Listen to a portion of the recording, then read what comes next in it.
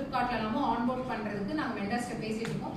Amazon Flipkartல உங்களுக்கு problem என்னன்னா ஒரு 30 to 50% வரைக்கும் கமிஷன் கேக்குறாங்க. சோ அது ஒரு பெரிய இதுவா இருக்கு. அண்ட் அது மட்டும் இல்லாம அந்த 50 to 30% கொடுத்தது இல்லாம நீங்க ரெகுலரா மார்க்கெட்டிங்க்கு உங்களோட பர்టిక్యులர் பேஜை பூஸ்ட் பண்றதுக்கு அந்த மாதிரி இன்வெஸ்ட்மென்ட்லாம் அதிகமா இருக்கு. சோ அந்த இதெல்லாம் போயிட்டு இருக்கு. வேற எந்த மார்க்கெட் லிங்கேஜ் ரிலேட்டடா பிராண்டிங் அண்ட் பேக்கேஜிங் ரிலேட்டடா உள்ள டவுட்ஸ் இருந்தாலும் நீங்க மார்க்கெட்டிங் பண்ணி Flipkart எப்படி மேடம்? என்னங்க சார்? Flipkart எப்படி?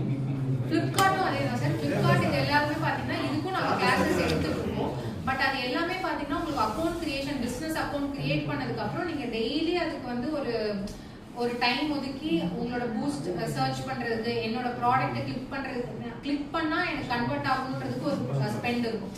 சோ அதுக்கெல்லாம் நான் காசு வந்து ஒரு கிளிக்கு 10 பைசே இது மாதிரிலாம்.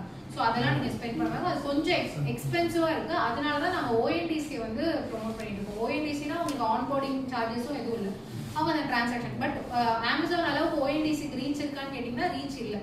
பட் ஓவர் த டைம் ஏன்னா இப்போ அமேசான் Flipkartலாம் பாத்தீங்கன்னா முன்னாடி ஷிப்பிங்க்கு மட்டும் சார்ஜஸ் போடுறாங்க. இப்போ ஷிப்பிங் தாண்டி அவங்களும் ஹேண்ட்லிங் ஃபீஸ் அந்த மாதிரி குயிக் காமர்ஸ் எப்படி போடுறாங்களோ போட ஆரம்பிச்சாங்க. ஸோ கிராஜுவலா அந்த ONDCக்கு ஷிஃப்ட் ஆகிற ஒரு டைம் வரும். ஸோ அந்த ஷிஃப்ட் ஆகிற டைம்குள்ள நம்ம அதில் போய் நம்ம ஓரளவுக்கு நம்மளோட பேஜ் எல்லாம் செட்டப் பண்ணோம்னா உங்களுக்கு அதுக்கப்புறம் எடுத்துட்டு போகிறதுக்கு ஈஸியாக. ஆல் ஓவர் இந்தியா தான். ஆமா ONDCன்றது ஆல் ஓவர் இந்தியா. வேற எதுவும் டவுட்ஸ்? இப்போ அகைன் ஃபசைக்கு பேசியிருந்தோம். இப்போ நான் ஒரு ப்ராடக்ட் வந்து இப்போ ஒரு GI டேக்டு ப்ராடக்ட் ஒரு கம்பெனி ஒன்று பண்ணிட்டு இருக்கு. நான் அவங்கள்ட்ட இருந்து நான் இப்போ வாங்கி நான் வந்து இப்போ லோக்கல் ஏரியாவில் நான் சப்ளை பண்ண போறேன், இல்லைன்னா நான் வந்து ONDCல போட போறேன்னா அதுக்கு நான் ஃபசை வாங்கணுமா? ஆமா சார். அதாவது இப்போ நீங்க மேனுஃபேக்சரர் பண்றாங்க அப்படின்னா அவங்க மேனுஃபேக்சரரோட FSSAI தான். இப்போ நீங்க ப்ராடக்ட்ஸே பாத்தீங்கன்னா இப்போ வந்து பிரிட்டானியா எடுத்துக்கிட்டீங்கன்னா அவங்களோட எல்லா பிஸ்கெட்ஸும் பாத்தீங்கன்னா அவங்க மேனுஃபேக்சரிங் பிளான்ட்லயே நடக்குது. சிலது வேற எது.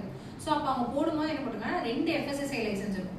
ஒன்னு வந்து அந்த பிரிட்டானியாக்கான ஒரு FSSAI லைசன்ஸ், இன்னொன்னு அந்த ப்ரொடியூசருக்கான ஒரு FSSAI லைசன்ஸ். ஸோ நீங்க ட்ரேடரா இருக்கும்போது உங்களோட FSSAI லைசன்ஸ் பிளஸ் அந்த ப்ராடக்டோட FSSAI லைசன்ஸ்.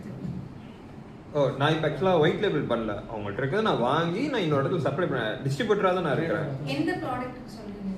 எக்ஸாம்பிள் இப்போ ஒரு முறுக்கு பேக்கெட்டோ இல்லை கடலை மிட்டாய் அந்த மாதிரி ஏதாவதுன்னா இப்போ GI டேக்ல இது பண்றாங்க. இப்போ நீங்க கோயில்பட்டி கடலை மிட்டாய் இருக்கு, ஆர் இப்போ நீங்க சொன்ன மாதிரி கொடைக்கானல் பூண்டு இருக்கு. ஸோ இப்போ அங்கேருந்து ஒரு பாக்ஸ் நான் வாங்குறேன், அவங்க வந்து அவங்களோட மேனுஃபேக்சரிங்ல அவங்க எல்லாம் பண்ணிட்டாங்க. இப்போ நான் ஜஸ்ட் டிஸ்ட்ரிபியூட்டர் தான்.